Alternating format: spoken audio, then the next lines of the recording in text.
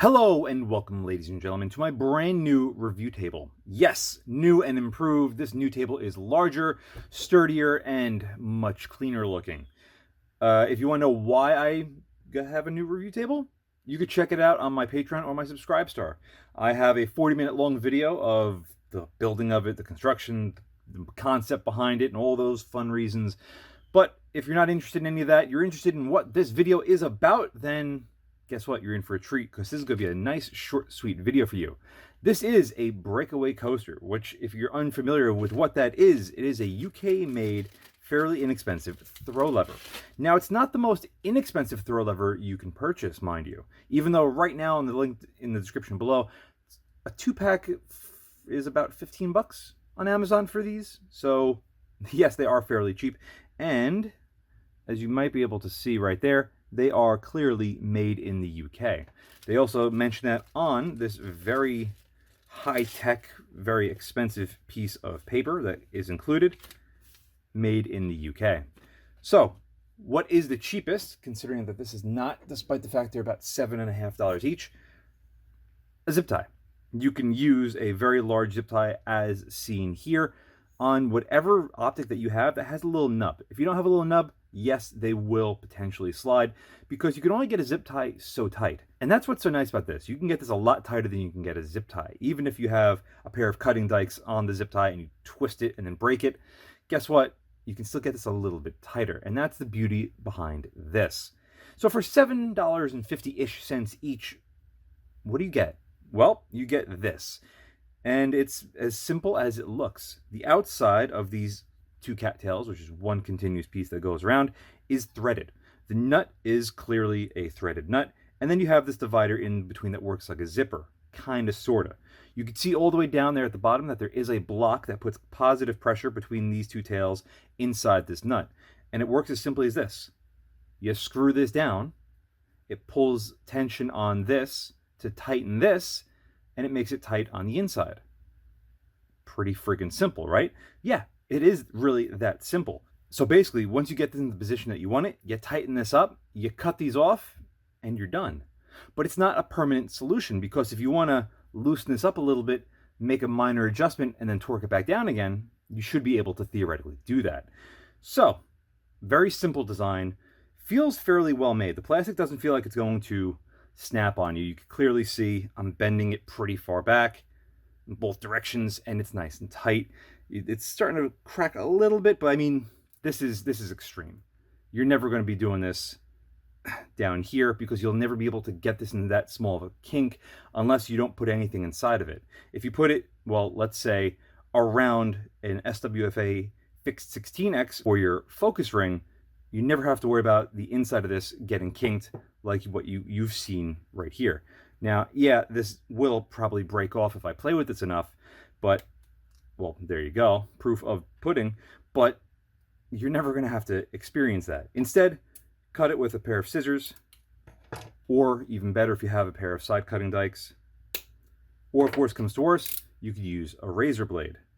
But the razor blade method, I would absolutely suggest putting it against a hard surface that you don't particularly care about and trying to cut in between those threads. Either which way, these tools we're going to need anyway, because once we get this to where we want it on the SWFA, we have to cut these a little bit shorter, only because do you really want these dangling about? And if you leave them a little bit high and you have a sharp edge over here, kind of like a zip tie in an engine bay, if you don't cut it really close, you're going to put your arm in there and you're going to wind up with something like that. Yeah, that really fucking sucks. So let's see how well this functions. I already know where I'm going to put it on my focus ring on my SWFA. I'm going to put it right at around 20 to 30 meters, because in that location, as you'll see momentarily, it will be out of the way for the majority of my time when I use this. Now, why am I not using this as a throw lever for a magnification ring as opposed to a focus on a fixed F16X? Well, I just don't really need another throw lever on any of my other optics. So this is the closest thing that I could put this on and actually need it. So, yeah, that's basically it. As you can clearly see here, it will fit right on. You can see we have plenty of room front and back, but I got to be careful over here in the middle to not have this little Y come in contact with the rear bell because I don't want it to grab on that. So I'm going to put a little bit of tension on this. You can see right there on the top that we are closing up that gap fairly well. And then I can slide this down a little bit before I give it a final sort of torque. And then we can trim this as we see fit. So here we are. This is what it's going to look like from behind. Minimum focus right there is 10 meters. And guess what? I'm never going to run this at 10 meters. I'm going to run this from about 40 meters, which is where I do a lot of my tracking tests, to infinity. So that's basically all this is going to be for. Now, is this a justifiable thing to have on this ring for me? Not really. I don't really need it.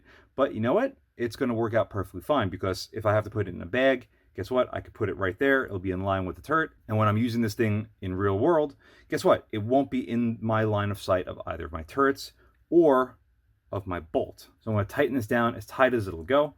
And I shouldn't have to worry about compressing the aluminum on this focus ring to the point where it's going to deform it, because this is only technically hand tight. But as you can see, it's not going to go anywhere. And then, well, you could see that it's actually moving that ring a little bit. So I'm not worried about this thing coming off, more or less me breaking my focus ring. But that's it. It's as simple as installing as that. And then to finish up the install, you're going to take a pair of side cutters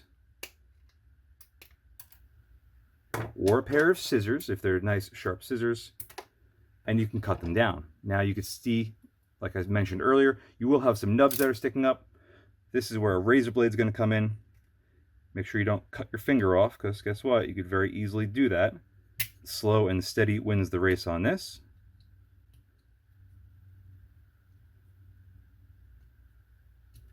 And there you go. Nice clean on top, no sharp edges to speak of, and you have a properly installed, fairly inexpensive throw lever.